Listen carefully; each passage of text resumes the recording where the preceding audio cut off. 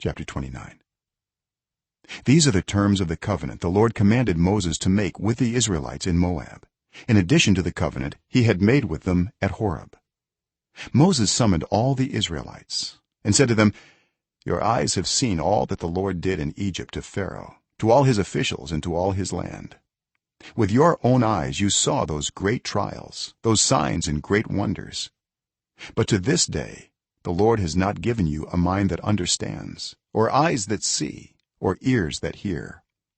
Yet the Lord says, during the 40 years that I led you through the wilderness, your clothes did not wear out, nor did the sandals on your feet. You ate no bread and drank no wine or other fermented drink. I did this so that you might know that I am the Lord your God. When you reach this place, Sihon king of Heshbon and Og king of Bashan came out to fight against us, but we defeated them. We took their land and gave it as an inheritance to the Reubenites, the Gadites, and the half tribe of Manasseh. Carefully follow the terms of this covenant, so that you may prosper in everything you do. All of you are standing today in the presence of the Lord your God, your leaders and chief men, your elders and officials, and all the other men of Israel, together with your children and your wives, and the foreigners living in your camps who chop your wood and carry your water. You are standing here in order to enter into a covenant with the Lord your God, a covenant the Lord is making with you this day and sealing with an oath, to confirm you this day as his people, that he may be your God as he promised you and as he swore to your fathers Abraham, Isaac, and Jacob. I am making this covenant with its oath not only with you who are standing here with us today in the presence of the Lord our God, but also with those who are not here today. You yourselves know how we lived in Egypt and how we passed through the countries on the way here.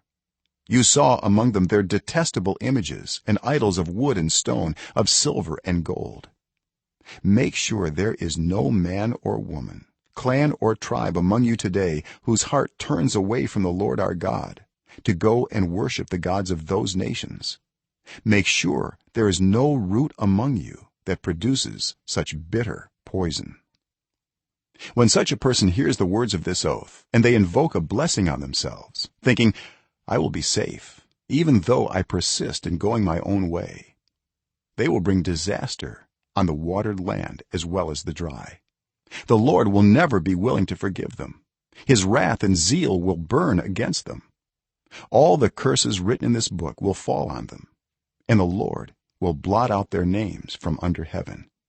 The Lord will single them out from all the tribes of Israel for disaster, according to all the curses of the covenant written in this book of the law. Your children who follow you in later generations, and foreigners who come from distant lands, will see the calamities that have fallen on the land and the diseases with which the Lord has afflicted it. The whole land will be a burning waste of salt and sulfur, nothing planted, nothing sprouting, no vegetation growing on it. It will be like the destruction of Sodom and Gomorrah, Admah and Zeboim, which the Lord overthrew in fierce anger. All the nations will ask, why has the Lord done this to this land? Why this fierce burning anger? And the answer will be, it is because this people abandoned the covenant of the Lord, the God of their ancestors, the covenant he made with them when he brought them out of Egypt. They went off and worshipped other gods and bowed down to them, gods they did not know, gods he had not given them.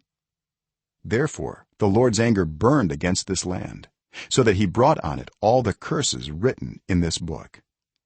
In furious anger and in great wrath the Lord uprooted them from their land and thrust them into another land, as it is now. The secret things belong to the Lord our God, but the things revealed belong to us and to our children forever, that we may follow all the words of this law.